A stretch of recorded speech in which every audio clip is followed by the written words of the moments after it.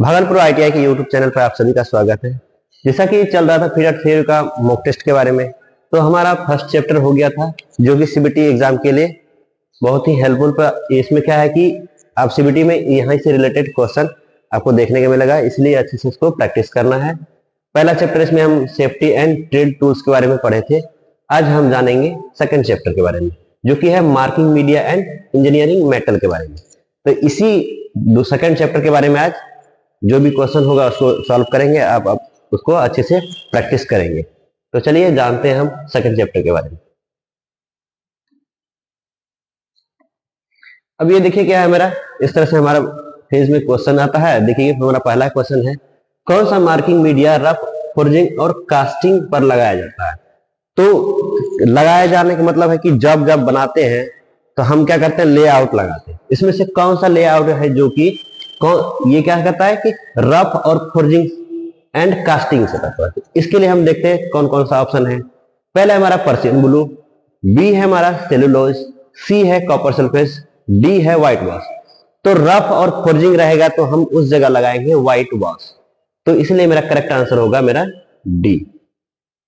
तो जॉब बनाएंगे और देखेंगे कि देखिए हमारा क्या है, रफ है और उसमें फोर्ज किया हुआ है, तो उस जगह हम व्हाइट वॉश का उपयोग करके हम अपना जॉब तैयार करेंगे। तो आगे चलते हैं। नेक्स्ट क्वेश्चन है, देखिए धातु की उस प्रॉपर्टी का नाम बताइए जो शॉक और इंपैक्ट को सहन कर सकते हैं। अब इसमें से हम मैकेनिकल प्रॉपर्टीज में जैसे मेटल का चैप्टर बताए थे, उसी में ये सब ऑप्शन है। तो ये कह रहा है कि शॉक और इंपैक्ट को कौन सहन करेगा। तो पहला ऑप्शन है देखिए हार्डनेस, बी है ब्रिटलनेस, सी है टफनेस, डी है टेनासिटी। तो शॉक और इंपैक्ट को सहन करने के लिए हमारा करेक्ट आंसर होगा सी टफनेस। तो टफनेस ये जो हमारा शॉक और इंपैक्ट को सहन कर लेता है, जो कि ब्रिटलनेस मतलब होता है भंगुरता। डी है टेनासिटी, ये बिना टूटे विरोध करेगा। हार्डनेस में है कटने छटने का विरोध करता है, इसे हार्डनेस कहेंगे। तो करेक्ट आंसर सी है। नेक्स्ट देखते हैं। देखिए तीसरा क्वेश्चन है मेरा, क्रेन हुक के निर्माण के लिए गढ़ा लोहे का चयन करने का कारण क्या है। अब इसमें से देखते हैं क्या कारण है। तो पहला हमारा इट इज टेनासिटी, इसमें दृढ़ता है। बी है इट इज हार्ड, वह कठिन है। इट इज यह कड़ा है। डी है इसमें मशीनेबिलिटी है। तो ये जो हमारा क्रेन का हुक जो निर्माण किया जाता है, इसमें हमारा इट इज टफ, यह कड़ा है। तो करेक्ट आंसर मेरा सी है। नेक्स्ट देखते हैं। चौथा क्वेश्चन है, एक दूसरे के ऊपर स्लाइड करते समय जो समानांतर में स्लिप और मिसलिग्नमेंट में को कैसे सुधार करेंगे। देखते हैं कौन सा ऑप्शन हमारा करेक्ट आंसर देगा। संयुक्त प्लेट और भी असेंबली द्वारा, डी है डॉपटेल ग्रुप असेंबली द्वारा, सी है हमारा बोल्ट और नट असेंबली द्वारा, डी है जीव और नली संयोजन द्वारा। तो इसमें जो हमारा ये कह रहा है एक दूसरे के ऊपर जो स्लाइड करेगा, तो जो मिसअलाइनमेंट करेगा उसे सुधार करने के लिए हम करेंगे जीव और नली संयोजन द्वारा। तो करेक्ट आंसर मेरा डी होगा। नेक्स्ट देखते हैं। 5वां नंबर क्वेश्चन है, मार्किंग टेबल को कास्ट आयरन से क्यों बनाया जाता है। जब हम कोई जॉब बनाते हैं तो क्या करते हैं, मार्किंग टेबल पर ले जाते हैं। तो मार्किंग टेबल पर ले जाते हैं हम क्या करते हैं, जॉब पे वहां मार्क करने के लिए हम जॉब पे मार्किंग करते हैं। उसको कहता है कि मार्किंग टेबल को कास्ट आयरन से क्यों बनाता है, क्योंकि उसको जब हम लुब्रिकेंट डालते हैं तो क्या होता है कि प्रॉपर वे में हमारा क्या होता है, पैरेलल रहता है और उसमें बने रहता है। तो इसलिए इसमें देखते हैं कौन सा ऑप्शन है। पहला है स्वयं लुब्रिकेशन, बी है थर्मल विस्तार को रोके, सी है अधिक कठोरता बनाए, डी है सटीकता बनाए रखे। तो हमने बोला कि जैसे कि मार्किंग टेबल पे ले जाते हैं तो क्या करते हैं, उस पर लुब्रिकेंट को डाला जाता है और वो क्या पैरेलल में रहता है। इसमें ये देखा जाता है कि मेरा जॉब पैरेलल है तो पैरेलल बताएगा, अगर पैरेलल नहीं होगा तो उसमें गैपिंग बता देगा। तो इसलिए मेरा क्या होगा, करेक्ट आंसर ए होगा, स्वयं लुब्रिकेशन। नेक्स्ट 6 नंबर क्वेश्चन है, निम्नलिखित में से किस धातु का विशिष्ट गुरुत्व कम है। अब देखेंगे कौन सा इसमें विशिष्ट गुरुत्व है, मतलब इसके जो ग्रेविटी क्या है उसके अंदर ये देखते हैं, स्पेसिफिक ग्रेविटी। तो पहला है हमारा कॉपर, बी है ब्रास, सी है एल्युमिनियम, डी है लीड। तो इसमें जो स्पेसिफिक ग्रेविटी है, इसमें सबसे कहता है धातु का विशिष्ट गुरुत्व कम होता है। करेक्ट आंसर एल्युमिनियम का। तो करेक्ट आंसर मेरा सी। नेक्स्ट देखते हैं। कौन सी मार्किंग मीडिया मशीन से तैयार सतहों पर स्पष्ट रेखाएं प्रदान करती है। अब जो हम जॉब पे जो कोई लेआउट लगाते हैं उसे कहते हैं मतलब मार्किंग मीडिया कहलाता है। तो इसमें से देखते हैं कौन सा मार्किंग मीडिया हम जो मशीन से फिनिश्ड सतह सरफेस पर लगाया जाएगा। तो इसमें से मेरा ऑप्शन है पहला कॉपर सल्फेट। कॉपर सल्फेट जहरीला होता है। व्हाइट वॉश तो जानते हैं कि रफ और फॉर्जिंग सतह पर ले जाता है। सी है सेलुलोज लेकर। डी है पर्सियन ब्लू। तो जो जॉब हम मार्किंग मीडिया लगाएंगे मशीन जो फिनिश्ड करेगा उसके ऊपर लगाएंगे हम पर्सियन ब्लू। तो करेक्ट आंसर मेरा डी होगा।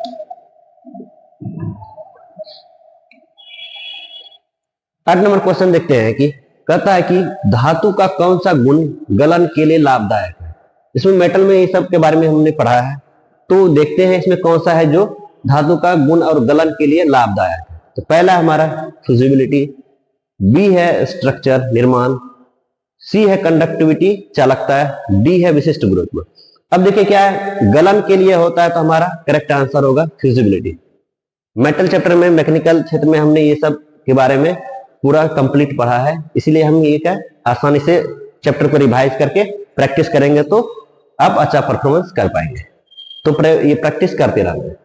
नेक्स्ट देखते हैं 9 नंबर है स्टील के वांछित गुणों को प्राप्त करने के लिए धातु के किस संयोजन का उपयोग किया जाता है। अब देखते हैं कौन सा संयोजन हम उपयोग करेंगे। तो पहला ए है mixing proportion of silicon, silicon का मिश्रण अनुपात। बी है क्रोमियम का मिश्रण अनुपात, सी है मैग्नीज का मिश्रण अनुपात, डी है कार्बन का मिश्रण अनुपात।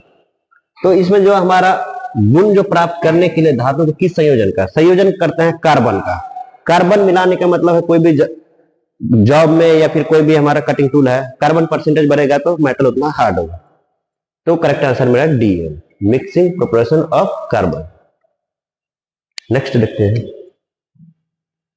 कहते विभिन्न प्रोफाइल को काटने के लिए किस धातु काटने वाले सौ का उपयोग करता है।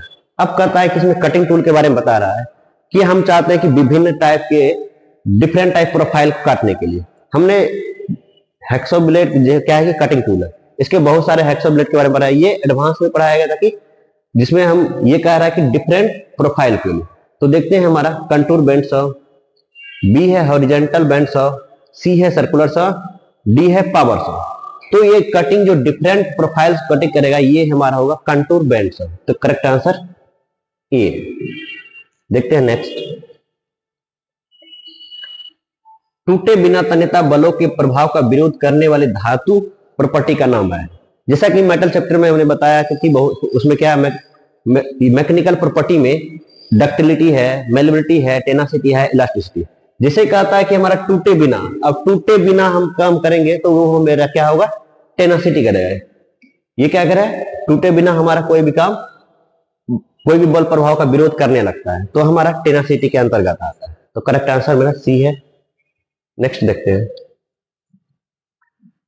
धातु का कौन सा गुण बिना टूटे उसके आकार को बढ़ाने के लिए लाभदायक है। अब कहता है कि धातु को कौन सा गुण है जो बिना टूटे क्या करेगा उसके आकार में बढ़ाने के लिए लाभदायक है। आकार में बढ़ाने का मतलब होता है कोई मेटल को पीट कर बढ़ाएंगे तभी वो आकार में बढ़ेगा। तो इसमें से ब्रिटलनेस तो क्या करता है भंगुर होता है, हार्डनेस तो क्या काटने का जो विरोध करेगा, हार्डनेस रहेगा तो जल्दी कटेगा नहीं। सी है टफनेस जो शॉक और इंपैक्ट को सहन करता है। डी है मेलेबिलिटी, मेलेबिलिटी में क्या होता है कि धातु को पीट पीट कर चादर के रूप में फैलाया जाता है, इसलिए करेक्ट आंसर मेरा डी होगा। नेक्स्ट अब देखते हैं इसमें क्या है, कहता है इस समानांतर ब्लॉक या पैरेलल ब्लॉक का नाम क्या है। अब देखिए क्या एक दूसरे से क्या है रेसिप्रोकेट कर रहा है। तो इसमें देखेंगे कि इसका नाम क्या है। पहला है टेनन समांतर ब्लॉक, बी है हमारा कोणीय समांतर ब्लॉक, सी है ठोस समांतर ब्लॉक, डी है समायोज्य समानांतर ब्लॉक। अब देखिए ये दोनों जो है ना एक दूसरे के दिखते कि पैरेलल है मतलब समांतर है। तो इसलिए क्या कहता है इसे एडजस्टेबल पैरेलल ब्लॉक है। एडजस्टेबल मतलब एक आगे पीछे करेगा तो इसलिए हम क्या कहते हैं एडजस्टेबल, इसलिए करेक्ट आंसर मेरा डी है। देखते हैं नेक्स्ट देखिए इस भी ब्लॉक के प्रकार की पहचान करें।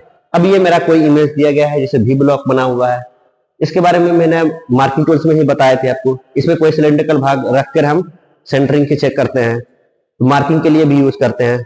तो इसमें देखते हैं कि इसको, इस भाग को कहते हैं लेबल, इस भाग को कहते हैं ग्रुप।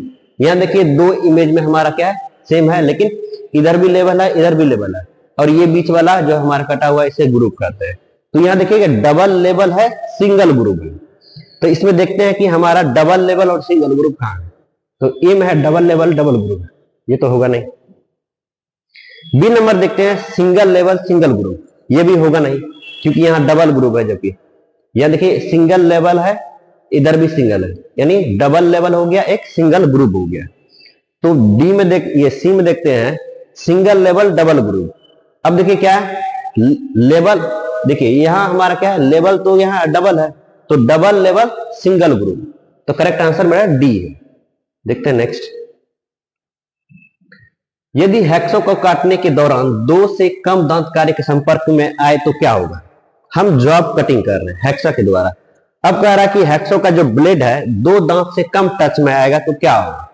तो देखते हैं ऑप्शन में कौन सा हमारा करेक्ट है। ए है अधिक गर्मी उत्पन्न हुई, बी है जॉब में टूट फूट, सी है ब्लेड का टूटना, ब्लेड में डी है देखिए ब्लेड में अधिक घिसाव। तो दो दांत जहां उससे कम हमारा कांटेक्ट में आएगा तो ब्लेड क्या होगा, टूट जाएगा। तो करेक्ट आंसर मेरा सी है। देखते हैं नेक्स्ट। 16 नंबर क्वेश्चन है धातु के गुण का नाम बताइए यदि यह चुंबक द्वारा आकर्षित होता है। अब देखिए कि चुंबक द्वारा आकर्षित होगा, इसका मतलब उसके अंदर क्या होगा, चुंबकीय गुण होगा, तभी तो वो क्या होगा अपने और आकर्षित करेगा। कोई भी हमारा मटेरियल है आयरन को क्या करता है अपने और आकर्षित करता है। तो देखते हैं क्या है, पहला ऑप्शन हमारा कंडक्टिविटी चालकता, बी है फ्यूजिबिलिटी, सी है मैग्नेटिक प्रॉपर्टी चुंबकीय गुण, डी है विशिष्ट गुरुत्व। अब देखिए चुंबक का गुण होगा तो इसमें मतलब तभी तो हम क्या करेंगे, कोई भी मेटल को या फिर आयरन को हम अपनी ओर खींच पाएंगे, तो इसमें क्या होना चाहिए मैग्नेटिक प्रॉपर्टी। तो करेक्ट आंसर मेरा सी होगा। अब देखिए कि 17 नंबर क्वेश्चन है धातु की वह प्रॉपर्टी क्या है जो टूटने से पहले कोई अस्थायी विकृति की अनुमति नहीं देती है। तो इसमें कौन सा ऐसा है जो है कोई अनुमति विकृति की जो अनुमति नहीं देती है। देखते हैं हमारा ए है हार्डनेस, बी है टेनासिटी, सी है ब्रिटलनेस, डी है टफनेस। अब देखिए टफनेस में हम क्या करते हैं शॉकर इंपैक्ट को सहन करता है, हार्डनेस में कटने का विरोध करता है, टेनासिटी में क्या है टूटे बिना विरोध करेगा। तो सी यही ब्रिटलनेस ऐसा है जो कि विकृति की अनुमति नहीं देती है। करेक्ट आंसर मेरा सी है। नेक्स्ट देखते हैं कि 18 नंबर क्वेश्चन है धातु की उस गुण का नाम बताइए जिसमें वह बिना टूटे तार के रूप में खींचा जा सकता है। तो सब क्या है कि ये मेटल चैप्टर से ही है जो कि हमारा इतना सारा क्वेश्चन आ रहा है। आज जो भी इसमें हमारा फिजिकल प्रॉपर्टी था, केमिकल प्रॉपर्टी था, मैकेनिकल प्रॉपर्टी, तो मैकेनिकल प्रॉपर्टी से ही देखते सारा क्वेश्चन आ रहा है। तो उसको क्या करना है अच्छे से रिवाइज करना है और उस पर हमें बार बार प्रैक्टिस लगाना है। तो क्या कहता है ये टूटने का विरोध, मतलब देखिए क्या है धातु के उस गुण का नाम बताइए जिसमें वह बिना टूटे तार के रूप में खींचा। बिना टूटे तार के रूप में खींचने कहते हैं डक्टिलिटी। तो इसमें देखते हैं पहला है इलास्टिसिटी, दूसरा है डक्टिलिटी। ये करेक्ट आंसर मेरा डी बी ही है जो हमें तार के रूप में खींच पाए। नेक्स्ट देखते हैं 19 नंबर क्वेश्चन है स्लॉटेड एंगल प्लेट में दिए गए स्लॉट का उद्देश्य क्या है। देखते हैं स्लॉट का जो रखने का हमें क्या उद्देश्य है उसका। बेहतर दिखावट, जॉब पकड़ने के लिए वजन कम करना, आसान से हैंडल करना। स्लॉट का प्रदान करने का मतलब है कि सपोर्ट देना। तो वो क्या करेगा सपोर्ट देकर क्या करेंगे, अगर मेरा जॉब एडजस्ट सही से होल्ड नहीं हो पा रहा है भाई इस पे तो क्या करेंगे उसमें स्लॉट देंगे। तो उसके लिए क्या करेंगे जॉब को पकड़ने के लिए हम क्या करेंगे स्लॉट का क्या करेगा सपोर्ट करेगा, प्रदान करेगा उसको पकड़ने के लिए। तो करेक्ट आंसर मेरा बी है जॉब को पकड़ने के लिए। नेक्स्ट देखते हैं कहता निम्नलिखित में से कौन सी धातु उष्मा और विद्युत के सुचालक है। तो अब कहता कि उष्मा और विद्युत का सुचालक इसमें से कौन सा है। देखते हैं पहला है हमारा कास्ट आयरन कच्चा लोहा, बी है हल्का स्टील, सी है तांबा, डी है रॉट आयरन। तो अब कह रहा है कि विद्युत और उष्मा का सुचालक है, तो कॉपर ऐसा है जो कि विद्युत और उष्मा का सुचालक है। तो करेक्ट आंसर मेरा सी है। देखते हैं नेक्स्ट 21 नंबर क्वेश्चन है। देखिए सतह प्लेट के नीचे भारी रिब्स उपलब्ध होने के पीछे कारण क्या है, देखते हैं। सतह प्लेट को संतुलित करने के लिए, प्लेट की दिखावट और लुक के लिए, प्लेट की मजबूती और कठोरता के लिए, डी है प्लेट का वजन बढ़ाने के लिए। अब देखो, सतह का प्लेट के नीचे भारी रिब्स उपलब्ध होने के पीछे का कारण है कि प्लेट की मजबूती और कठोरता के लिए वो क्या करेगा, प्रोवाइड, और क्या करेगा, नीचे भारी रिब्स प्रदान करेगा ताकि हम प्लेट की मजबूती और कठोरता के लिए उपयोग कर पाए। तो करेक्ट आंसर मेरा सी है। देखते हैं नेक्स्ट। देखिए, ग्रेड ए बी ब्लॉक के निर्माण के लिए किस मटेरियल का उपयोग करेंगे। मार्किंग कोर्स में आपने बी ब्लॉक के बारे में पढ़ा होगा, जिसमें से आपको उसमें मटेरियल के बारे में बताया। तो भी ब्लॉक जो बना रहा था वो भी ए टाइप का है, तो इसके लिए क्या करेंगे, हाई क्वालिटी स्टील का ही यूज करेंगे। इसलिए करेक्ट आंसर मेरा ए ही है। तो इस तरह पढ़ के रिवाइज करते जाना है और प्रैक्टिस करते रहना। जितना ज्यादा प्रैक्टिस कीजिएगा आपको सीबीटी में उतना ज्यादा बेनिफिट मिलेगा। तो नेक्स्ट देखते हैं। ये 23 नंबर क्वेश्चन है। यदि तापमान धातु की फिजिबिलिटी तापमान तक पहुंच जाए तो प्रभाव क्या पड़ेगा। तो देखते हैं कि फिजिबिलिटी में क्या होता है, हमारा गलाने का काम करता है। तो इसमें देखते हैं क्या गलाने पर क्या क्या चेंजेस आता है। पहला हमारा ए है दबाव में परिवर्तन, बी है आकार में परिवर्तन, सी है वजन में परिवर्तन, डी है विशिष्ट गुरुत्व में परिवर्तन। अब देखेंगे कि गलाएगा तो क्या होगा, जब हमारा कोई मटेरियल हमारा ठोस अवस्था में वो गल जाएगा, क्या होगा, उसका आकार में परिवर्तन हुआ है, इसका मतलब शेप चेंजेस हो जाता है। तो ये कहता है करेक्ट आंसर मेरा बी है, जो ट्रांसफॉर्मेशन इन शेप, आकार में परिवर्तन होता है। तो करेक्ट आंसर मेरा बी है। देखते हैं नेक्स्ट। 24 नंबर क्वेश्चन है। किसी पदार्थ पर लगाए गए बल को हटने के बाद उसके मूल आकार में वापस आने का कारण क्या है। हम कहता है कि किसी पदार्थ पर लगाए गए बल, किसी पदार्थ पर हम बल लगाते हैं, उसको हटा देंगे तो क्या होगा, वापस आ जाएगा। तो वो अपनी अवस्था में वापस आने का क्या, इसमें से कौन सा ऑप्शन है जो ऐसा रीजन बताता है। देखते हैं। ए है सामग्री की प्लास्टिसिटी के कारण, बी है सामग्री की लोच के कारण, सी है सामग्री कठोरता के कारण, डी है सामग्री की कड़ाई के कारण। अब देखिए इसमें क्या है, पहले हम क्या कर रहे हैं, किसी पदार्थ में क्या बल लगा रहे हैं और वापस छोड़ देंगे तो वो अपनी पूर्व अवस्था में आ जाता है। ऐसा काम करता है हमारा मेटल के मैकेनिकल प्रॉपर्टीज में इलास्टिसिटी। तो करेक्ट आंसर होगा due to elasticity of material, सामग्री की। करेक्ट आंसर मेरा बी है। देखते हैं क्यों सतह प्लेट तनाव मुक्त अच्छी कास्ट आयरन से बने होते हैं। तो देखते हैं कि हमारा जो गुड क्वालिटी कास्ट आयरन से बना जाता है सरफेस प्लेट, तो इसमें से क्या रीजन है। पहला ऑप्शन देखते हैं, थर्मल विस्तार को रोकने के लिए, टूटने से रोकने के लिए, सी है क्षरण को रोकने के लिए, डी है विकृति को रोकने के लिए। अब देखिए सरफेस प्लेट पे जो क्या है कि कोई भी सतह प्लेट पर मुक्त अच्छी कास्ट आयरन इसलिए बनाई जाती है क्योंकि जॉब पे जब मार्किंग करने के लिए ले जाते हैं उस पर कोई भी विकृति उस पर ना आ जाए, ताकि हमें मार्किंग करने में दिक्कत हो, और नहीं तो जॉब मेरा पैरेलल दिखेगा नहीं। इसलिए उसे विकृति को रोकने के लिए हम सरफेस प्लेट कास्ट आयरन का बनाते हैं। तो करेक्ट आंसर मेरा डी है।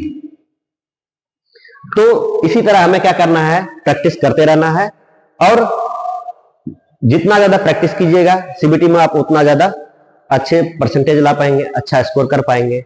तो इसे क्या करना है, डेली प्रैक्टिस करना है। मॉक टेस्ट, निमी मॉक टेस्ट आपको यहाँ गूगल से लगाने के लिए मिलता है, तो आप वहां जाके लगाइए और अच्छा परफॉर्मेंस कीजिए। थैंक यू सभी।